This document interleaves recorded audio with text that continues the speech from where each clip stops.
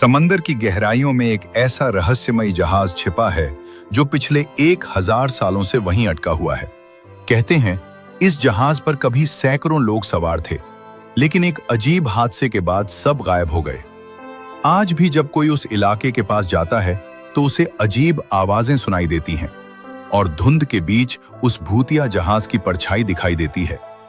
लोगों का मानना है कि ये जहाज आज भी शापित है और जो भी इसके करीब जाता है वो कभी वापस नहीं आता। ये कहानी एक साधारण मछुआरे एरिक की है जो रोज की तरह अपनी छोटी सी नाव लेकर समुद्र में मछलियां पकड़ने निकलता है। लेकिन उस दिन परिस्थितियां अचानक बदल जाती हैं। मौसम साफ होने के बावजूद कुछ ही मिनटों में चारों तरफ घनी धुंध छा जाती है और वह रास्ता भटक जाता है। तभी एरिक को दूर पानी में एक पुरानी और सुनसान सी नाव तैरती दिखाई देती है। उत्सुकता से वह अपनी नाव उस जहाज के किनारे बांधता है और अंदर जाकर देखने का फैसला करता है। अंदर कदम रखते ही उसके रोंगटे खड़े हो जाते हैं। पूरा जहाज बिल्कुल खाली, कोई आवाज तक नहीं, बस एक ऐसा डरावना सन्नाटा जो दिल की धड़कनें बढ़ा दे। अजीब बात यह थी कि जहाज पर सब कुछ बिल्कुल ताजा और व्यवस्थित था। खाना रखा था, बर्तन साफ थे, कपड़े सही से रखे हुए थे और कई जगह ऐसा लग रहा था जैसे अभी कुछ देर पहले कोई इंसान यहाँ मौजूद था, लेकिन वहाँ कोई नजर नहीं आ रहा था। एरिक जहाज के इंजन को चालू करने की कोशिश करता है, लेकिन वह बिल्कुल जवाब नहीं देता। इतने बड़े समुद्र में एक खाली जहाज से आमना सामना होने पर वह और भी परेशान हो जाता है। वह दूरबीन से आसपास देखने की कोशिश करता है,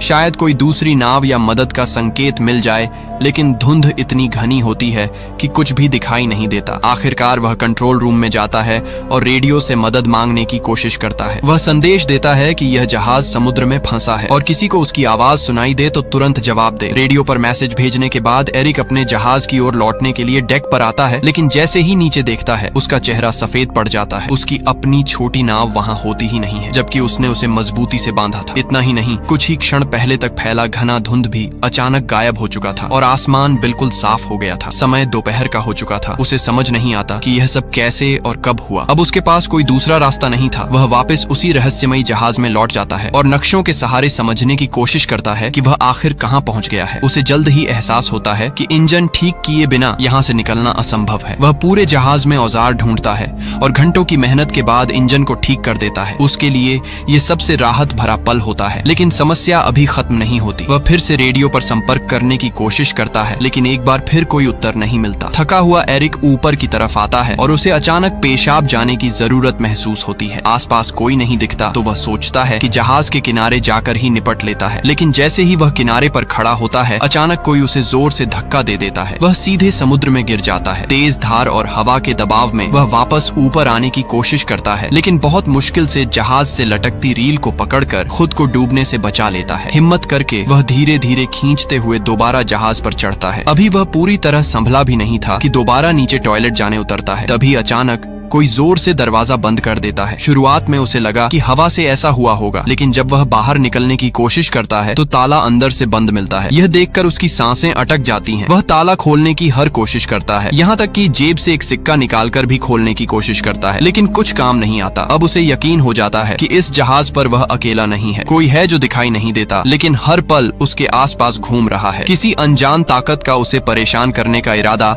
साफ नजर आने लगता है। वह जोर से चिल्लाता है, जो भी हो कृपया दरवाजा खोल दो, मैं सिर्फ देखने आया हूँ। लेकिन उसे कोई जवाब नहीं मिलता। डर और बेचैनी के बीच वह केबिन की ओर बढ़ता है और वहाँ पहुंचकर जो देखता है उससे उसकी रीढ़ में सिहरन दौड़ जाती है। फर्श पर खून के धब्बे, माहौल इतना डरावना कि कोई भी सामान्य इंसान वहाँ से भाग खड़ा हो। लेकिन एरिक हिम्मत जुटाता है, एक कैंची उठाता है और दरवाजा खोलने की कोशिश करता है। तभी अचानक पूरा जहाज जोर जोर से हिलने लगता है। ऐसा लगता है जैसे कोई बड़ा हादसा होने वाला है। वह डर के मारे ऊपर की ओर भागता है और एक खिड़की से बाहर झांकता है। सामने दूर से एक विशाल कार्गो जहाज उनकी दिशा में तेजी से आता दिखाई देता है। उसकी सीधी टक्कर इस जहाज से होने वाली थी। एरिक समझ जाता है कि अगर टक्कर हुई तो वह जिंदा नहीं बचेगा। वह किसी तरह ध्यान आकर्षित करने की कोशिश करता है। अपनी शर्ट उतारकर जोर जोर से हवा में लहराता है, लेकिन इतना विशाल जहाज उसे देख ही नहीं पाता। अब उसके सामने एक ही रास्ता बचता है, जहाज को रोकना। तभी उसकी नजर खिड़की के पास लटकी एक लंबी रस्सी पर पड़ती है। वह तुरंत एक उपाय सोचता है। रस्सी को बांधकर वह उसे पानी में फेंक देता है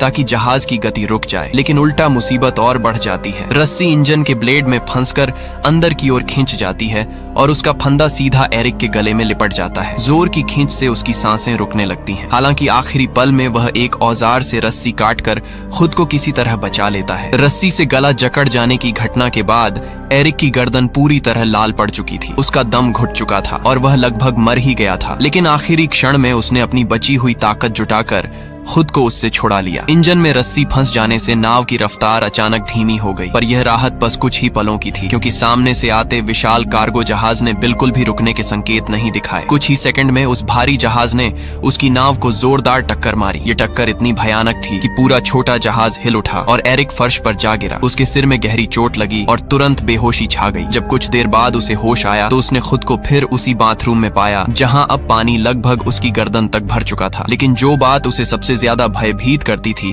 वह यह थी कि यह पानी समुद्र का नमकीन पानी नहीं था, बल्कि एकदम मीठा और साफ था, मानो कोई जानबूझकर उसे मानसिक रूप से तोड़ने के लिए हर कदम सोचे समझे तरीके से उठा रहा हो। थक कर टूट चुका एरिक अब विनती करने लगा, जो भी हो कृपया मुझे यहाँ से जाने दो। लेकिन पूरे जहाज में वही खामोशी थी जो हर बार उसे और भी ज्यादा डराती थी। भूख और प्यास से बेहाल होकर उसने शॉवर से बचे हुए पानी को पिया, पर कुछ ही क्षणों में वह भी खत्म हो गया। जब उसने सिंक से पानी पीने की कोशिश की तो पानी का स्वाद बदल चुका था, अब वह खारा था। इसी से उसे अंदाजा हुआ कि कहीं न कहीं जहाज में रिसाव हो चुका है और समुद्र का पानी अंदर आने लगा है। यह समझते ही उसकी घबराहट और भी बढ़ गई, क्योंकि इसका मतलब था कि यह नाव अब ज्यादा देर पानी पर नहीं टिक पाएगी। उसने दरवाजा खोलने की कोशिश की, लेकिन वह बाहर से बंद था। ऐसा लग रहा था कि कोई अदृश्य ताकत उसके हर कदम पर नजर रख रही है और उसे बाहर निकलने से रोक रही है। रात होने तक पानी लगातार बढ़ता गया और वह बहुत थक चुका था। आखिरकार थकावट से उसकी आंख लग गई। रात में समुद्र पर तेज तूफान आया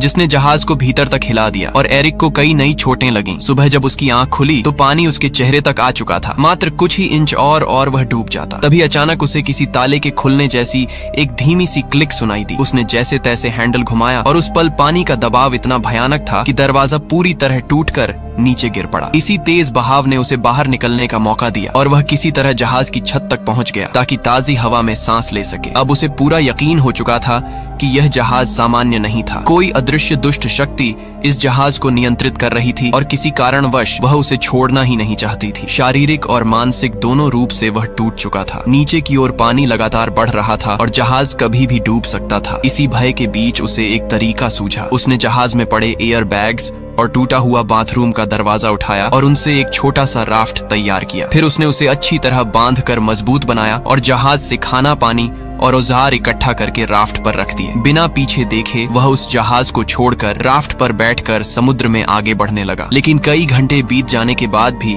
वह उस बड़े जहाज से ज्यादा दूर नहीं जा पाया। सबसे अजीब बात यह थी कि वह जहाज जिसे वह सुबह सुबह डूबता हुआ देख रहा था अब भी उसी हालत में बिना हिले डुले खड़ा था। उसे समझ नहीं आ रहा था कि इतना बड़ा रिसाव और इतना पानी भरने के बावजूद यह डूब क्यों नहीं रहा। तभी उसके दिमाग में एक विचार आया, अगर ये अभी तक नहीं डूबा तो क्यों ना इसे ठीक ही कर लिया जाए। वह वापस जहाज के पास लौटा और सबसे पहले रिसाव को ठीक किया। फिर पाइप और औजारों से एक अस्थाई पंप तैयार किया और धीरे धीरे जहाज में भरा पानी बाहर निकाल दिया। इसके बाद उसने नाव के बाकी हिस्सों की भी मरम्मत की ताकि आगे कोई दिक्कत न हो। काम पूरा करने के बाद वह फिर रेडियो पर गया और मदद मांगने की कोशिश की, लेकिन इस बार भी कोई जवाब नहीं आया। थका हारा वह फिर कंट्रोल रूम में लौटकर नक्शों को देखने लगा। जब उसने इंजन चालू किया तो उसकी उम्मीदें फिर टूट गईं। जहाज एक इंच भी नहीं हिला, मानो समुद्र ने उसे अपनी जगह पर चिपका दिया हो। वह पूरी तरह टूट चुका था कि तभी उसकी नजर दूर एक और जहाज पर पड़ी। यह देखकर उसके अंदर फिर से आशा की एक किरण जाग उठी। उसने तुरंत राफ्ट उठाया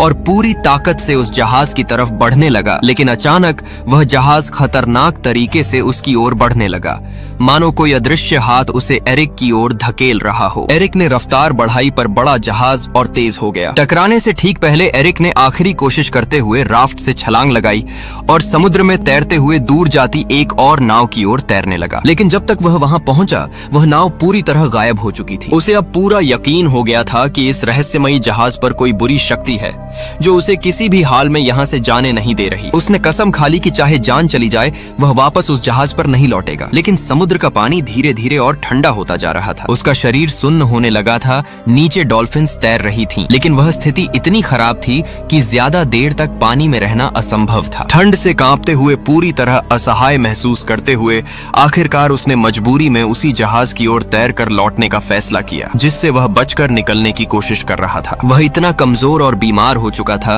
कि उसके पास सोचने की भी ताकत नहीं बची थी। वह चुपचाप एक कंबल ओढ़कर जहाज के कमरे में लेट गया और गहरी नींद में खो गया। अगली सुबह जब एरिक की आंख खुली तो उसकी पहली इच्छा थी कि वह हर हाल में इस भयावह जहाज से बाहर निकल जाए, लेकिन जैसे ही उसने उठकर दरवाजे की तरफ कदम बढ़ाया, उसका दिल बैठ गया। कमरे का दरवाजा फिर से बंद था। वह अंदर फंस चुका था। यह नई मुसीबत उसे और ज्यादा तोड़ने लगी। उसे समझ नहीं आ रहा था कि आखिर यह जहाज उसके साथ ऐसा क्यों कर रहा है, किस ताकत ने उसे कैद कर रखा है। उसकी नजर अचानक कमरे के एक कोने में बनी छोटी सी लकड़ी की केबिन पर पड़ी। जैसे ही उसने उसे खोला, ऊपर की तरफ एक संकरा रास्ता नजर आया, एक वेंटिलेशन शाफ्ट जिससे शायद बाहर निकला जा सकता था। एरिक उस छोटे से केबिन में घुस गया जो एक बेहद तंग, अंधेरा और धूल भरा स्टोरेज एरिया था। वह कई बार ऊपर चढ़ने की कोशिश करता, लेकिन हर बार फिसलकर नीचे गिर जाता। गिरते हुए उसकी पीठ, हाथ और पैरों पर चोटें भी आईं, मगर वह रुका नहीं। बार बार गिरकर खुद को संभाल कर आखिरकार वह वेंटिलेशन की खिड़की तक पहुंच गया। उसने पूरी ताकत से खिड़की को धकेला, झटके दिए,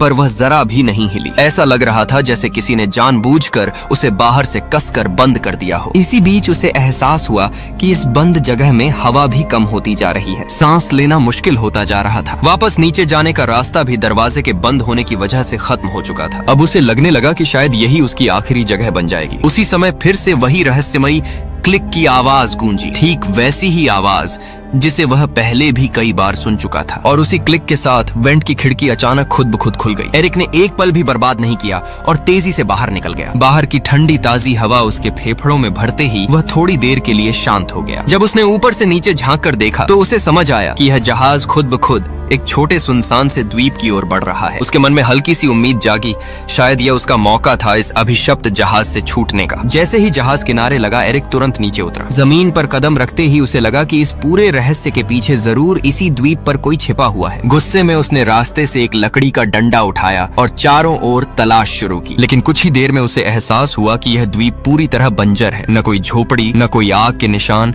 न पैरों के निशान। यहाँ किसी इंसान के होने का तो सवाल ही नहीं था। यह देखकर उसका गुस्सा अब डर में बदल गया। आखिर यह सब कौन कर रहा है? द्वीप से बाहर निकलते ही उसकी नजर एक अजीब दृश्य पर पड़ी। वही रहस्यमयी जहाज जिसने उसे यहाँ तक पहुँचाया था, अब शांति से समुद्र की सतह पर आगे बढ़ रहा था, मानो किसी और शिकार की तलाश में हो। यह देखकर एरिक को पूरा यकीन हो गया कि यह जहाज इंसानों द्वारा नहीं, बल्कि किसी अंधेरी खतरनाक शक्ति द्वारा नियंत्रित है। अगर उसे अपनी जान बचानी है तो उसे तुरंत इस द्वीप से निकलने का कोई रास्ता खोजना होगा। वह खोजबीन करते करते द्वीप की सबसे ऊंची चोटी तक पहुंच गया। वहां से उसे दूर एक और द्वीप दिखाई दिया, लेकिन वह इतना दूर था कि वह वहां क्या हो रहा है कुछ समझ नहीं पाया। फिर वह द्वीप के पीछे की तरफ घूमते हुए नीचे उतरा और तभी उसकी सांसें अटक गईं। वह ठीक उसी जगह पहुंच चुका था जहां से उसकी पूरी घटना की शुरुआत हुई थी। वही किनारा, वही वातावरण और सबसे चौंकाने वाली बात, उसकी अपनी छोटी नाव वहीं बंधी हुई थी, ठीक उसी स्थिति में जैसे उसने पहले दिन छोड़ी थी। यहाँ तक कि आसपास खड़े लोग भी वैसे ही सामान्य तरीके से अपना काम कर रहे थे जैसे कुछ हुआ ही न हो। एरिक अवाक रह गया। उसे यकीन नहीं हुआ कि वह जो कुछ झेल कर आया, डर, जहाज का रहस्य बंद कमरे, आवाजें, मौत के खतरे और यह सुनसान द्वीप, क्या सब सच था या किसी भयानक भ्रम का हिस्सा? लेकिन उसके जख्म, उसकी थकान, उसकी सांसें और उसका अनुभव साफ साबित कर रहे थे कि यह कोई सपना नहीं था। अब सवाल यह था, उसकी नाव वहां दोबारा कैसे पहुंची और इस रहस्यमयी द्वीप का असली सच क्या है?